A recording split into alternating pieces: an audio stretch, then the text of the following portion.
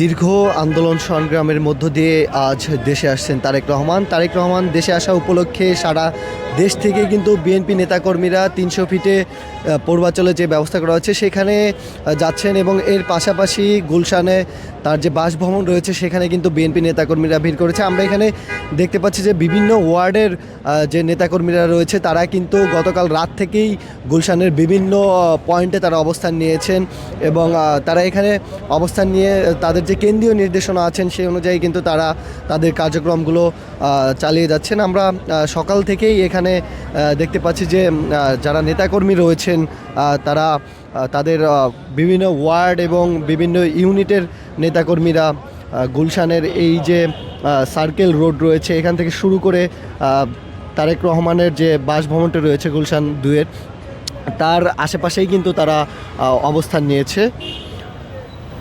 দর্শক, আমরা জানতে চেষ্টা করব যে তারেক রহমান দেশে আসায় নেতাকর্মীরা আসলে কতটা উচ্ছ্বসিত এবং আমরা তাদের সঙ্গে কথা বলবো। উচ্ছ্বাসিত মানে তো আমরা তো সর্বোচ্চ উচ্ছ্বাসিত, আনন্দিত, কারণ আমাদের দীর্ঘদিনের অপেক্ষার অবসান হচ্ছে। আমাদের সর্বোচ্চ নেতা ভারপ্রাপ্ত চেয়ারপারসন জনাব তারেক রহমান আমাদের মাঝে ফিরে আসতেছেন। এটা এর চেয়ে আনন্দ আর কী হইতে পারে।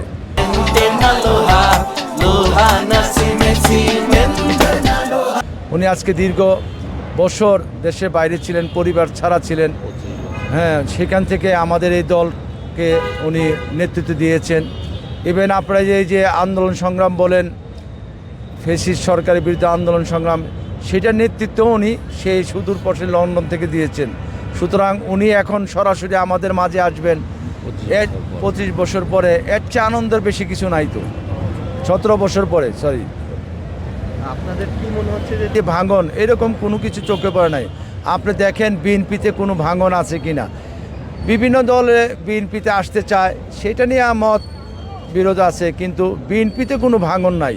তারেক রহমান আমাদের নেতা, উনি যেভাবে নেতৃত্ব দিয়েছেন, যেভাবে দলকে গুছিয়ে রেখেছেন, এখানে ভাঙনের কোনো প্রশ্নই আসে না। আমাদের ভাঙনের প্রশ্ন থাকলে আরও আমরা যখন নির্যাতন সহ্য করতে করতে করতে অতিষ্ঠ হয়ে গেছি তখনই আমরা ভেঙে যেতাম, আর তখনই যখন ভাঙি নেই আর আমাদের ভাঙার কোনো সুযোগই নেই।